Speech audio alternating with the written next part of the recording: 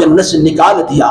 حضرت نوح کی طرف طوفان آنے والا ہے تو ایسے وقت میں خدا نے حکم دیا تھا کہ اے نوح، جس مخلوق کو میں زندہ رکھنا چاہتا ہوں اس کا ایک جوڑا تم اپنی کشتی میں سوار کر کے لے چلو، کیونکہ دنیا میں کوئی شے باقی رہنے والی نہیں ہے، یہاں تک کہ خانے کعبے کے نام نشان کو مٹا دیا جائے گا.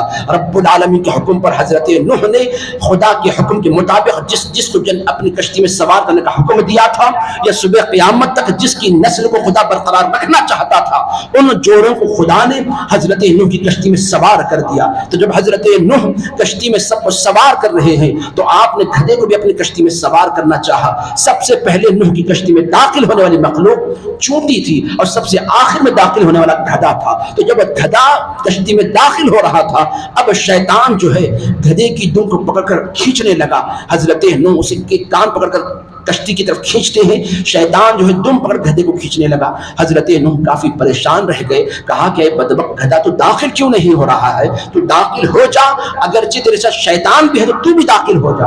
آپ نے جذبات میں بات کہہ دی. اب شیطان چونکہ چھپ کر بیٹھا ہوا تھا، وہ بھی کشتی میں سوار ہو گیا. راستہ طے ہو گیا.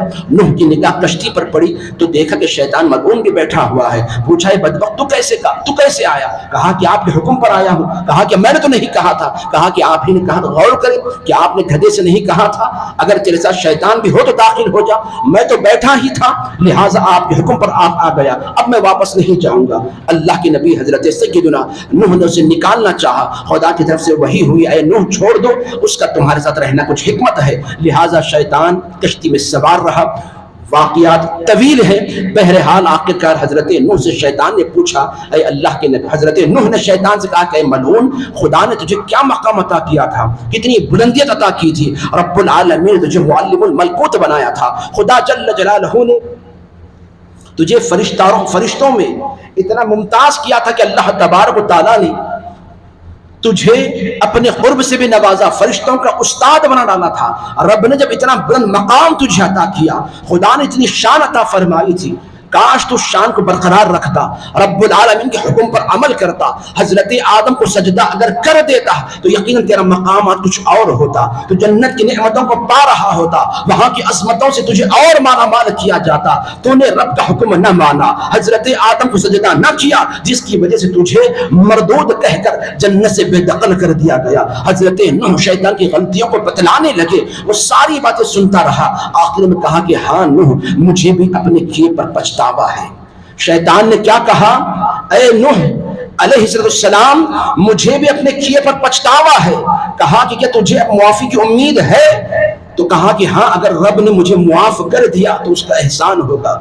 میں توبہ تو کرنا چاہتا ہوں مگر پتہ نہیں خدا میری توبہ قبول کرے گا یا نہیں کرے گا، کیونکہ جو گناہ میں نے کیے ہیں یقیناً بہت بڑے گناہ ہیں. حضرت نوح نے کہا خدا کی شان تو غفور رحیم ہے، تو اگر سچے دل سے توبہ کر لے تو یقیناً رب العالمین تیری توبہ قبول کر لے گا، تجھے بھی خدا بخش ڈالے گا. تو حضرت نوح کے سامنے شیطان نے کہا کہ سنو، مجھے یہ تو یقین ہے رب توبہ قبول کرے گا، مگر اتنی آسانی سے خدا میری توبہ قبول نہیں کرے گا. اے نوح، اگر تمہاری مدد شامل ہو جائے، چونکہ تم اللہ کے نبی ہو، تمہاری سفارش اگر ہو جائے تو ممکن ہے رب کرم کر دے اور میری توبہ قبول کر لے. حضرت نوح نے کہا کہ ٹھیک ہے، اگر میری سفارش پر تمہاری توبہ موقوف ہے میں رب سے ضرور سفارش کروں گا. حضرت نوح نے رب العالمین سے کہا کہ مولا، شیطان چاہتا ہے کہ تو اسے معاف کر دے. اے الہ العالمین، تو اسے اس کی توبہ، اس کی غلطی کو درگزر کر دے، اس کی توبہ کو قبول کر دے. رب العالمین کی طرف سے وحی نازل ہوئی. کہا کہ جبرائیل، کہا کہ اے نوح،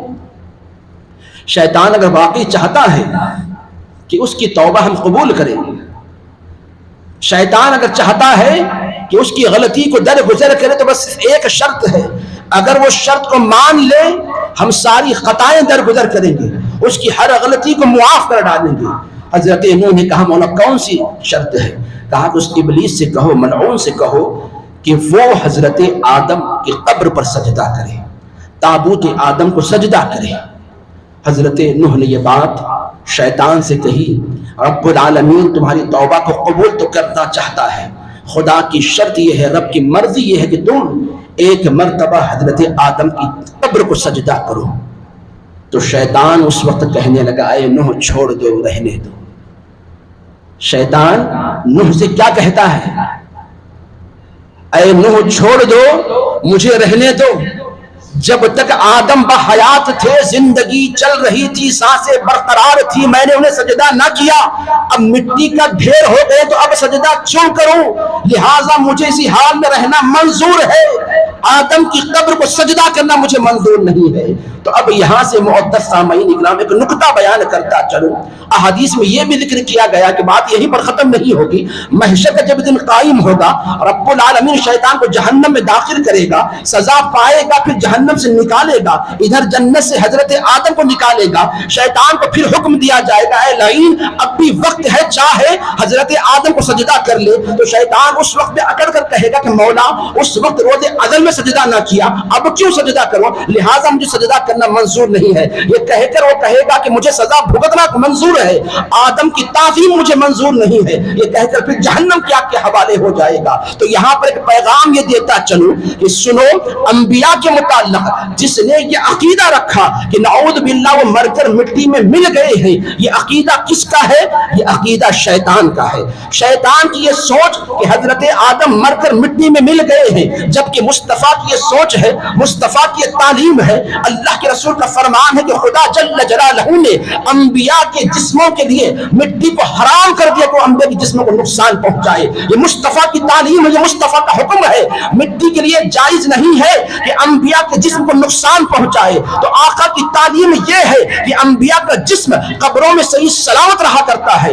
شیطان کا عقیدہ یہ ہے کہ خدا کے مقبول بندے انبیاء مر کر مٹی میں مل گئے ہیں۔ تو آج کے دور میں بھی اگر کوئی یہ سوچ رکھتا ہے، یہ عقیدہ رکھتا ہے خدا کے مقبول بندے، خدا کے مقبول بندے اگر نعوذ باللہ مر کر مٹی میں مل گئے ہیں، خواہ وہ اولیاء ہوں، شہداء ہوں یا انبیاء ہوں، تو یاد رکھ لی یہ سوچ، یہ عقیدہ جو ہے یہ شیطان کا عقیدہ ہے، یہ شیطان کی سوچ ہے، یہ شیطان کا عقیدہ ہے جو آج کچھ لوگ اپنائے ہوئے ہیں۔ اور یہاں پر کی بات یہ بتلاتا چلوں، جس طرح شیطان نے آدم کی قبر کو سجدہ کرنے سے منع کیا چونکہ وہ تو لیڈر تھا، یہی وجہ کہ آج بھی اس کے ماننے والے، اس کی اتباع کرنے والے بزرگوں کی تعظیم کو، بزرگان دین کی مدارات پر جانے سے منع کرتے، اس لیے کہ ان کا آقا وہاں نہیں گیا تھا تو یہ یہاں کیوں جائیں گے۔ تو پتہ کیا چلا، انبیاء کی تعظیم، اولیاء کی تعظیم، بزرگوں کا ادب و احترام جو ہے یہ اللہ کے مقبول بندوں کا وطیرہ ہے، اور خدا کے محبوب بندوں کی تعظیم نہ کرنا،